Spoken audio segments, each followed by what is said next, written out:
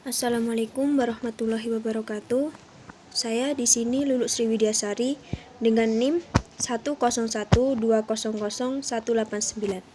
Saya di sini akan mempresentasikan tentang materi berkas-berkas persidangan sebagai implementasi di masyarakat.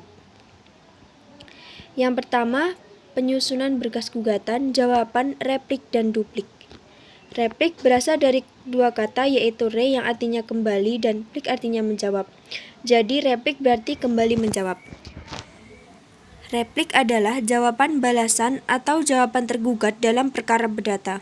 Dalam pasal 142 Reglamen Acara Perdata, replik biasanya berisi dalil-dalil atau hak-hak tambahan untuk menggugat dalil-dalil gugatan penggugat.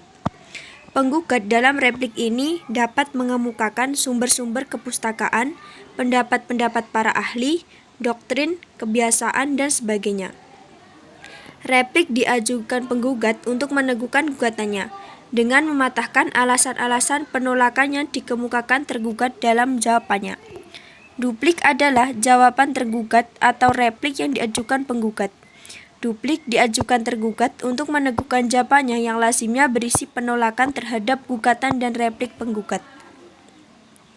Yang kedua, pembuatan berkas surat penetapan. Pembenahan proses pembuatan berkas perkara di pengadilan agama dilaksanakan dengan dibuatnya SOP atau Standar Operasional Prosedur. Minutasi 1 hari dengan tahapan aktivitas sebagai berikut. Yang pertama, panitera pengganti penyusun berkas perkara secara kronologis, dimulai dari surat gugatan atau permohonan sampai dengan berita acara pembacaan putusan yang dilakukan setiap kali persidangan. Yang kedua, panitera pengganti membuat daftar isi berkas perkara. Yang ketiga, panitera pengganti menjahit berkas yang sudah diminutasi dan mensegel dengan stiker segel dengan logo pengadilan. Yang keempat, panitera pengganti mencatat tanggal penyelesaian minutasi sesuai tanggal pembacaan putusan dan menginput ke dalam aplikasi SIPP yang kemudian memberikannya kepada ketua majelis. Yang kelima, ketua majelis mengecek dan memaraf sampul minutasi tertanggal sesuai tanggal putus.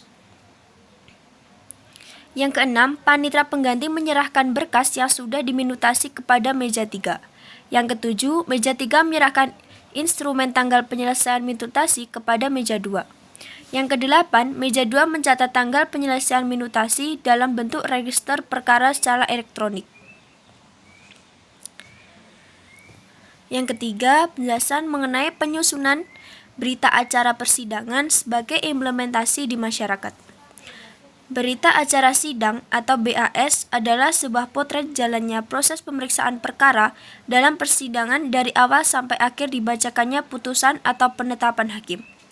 Hakim dalam melaksanakan salah satu tugasnya memeriksa perkara harus benar-benar menerapkan hukum acara yang berlaku serta kelasiman beracara. Dan apabila hakim melanggar rambu-rambu hukum acara maka dengan sendirinya produk putusan atau penetapannya batal demi hukum. Sebagai penyusunan implementasi di masyarakat, yaitu pengadilan yang memeriksa perkara menyebutkan hari, tanggal, bulan, dan tahun persidangan. Yang kedua, identitas dan kedudukan pihak yang berperkara secara jelas. Yang ketiga, susunan majelis hakim dan panitera yang mengikuti sidang. Yang keempat, pernyataan sidang dibuka dan terbuka untuk umum. Yang kelima, keterangan kehadiran dan ketidakhadiran para pihak berperkara dalam sidang yang ditentukan. Yang keenam, upaya perdamaian dan proses mediasi. Yang ketujuh, pernyataan sidang tertutup untuk umum, khususnya untuk kasus perceraian. Yang kedelapan, pembacaan surat gugatan.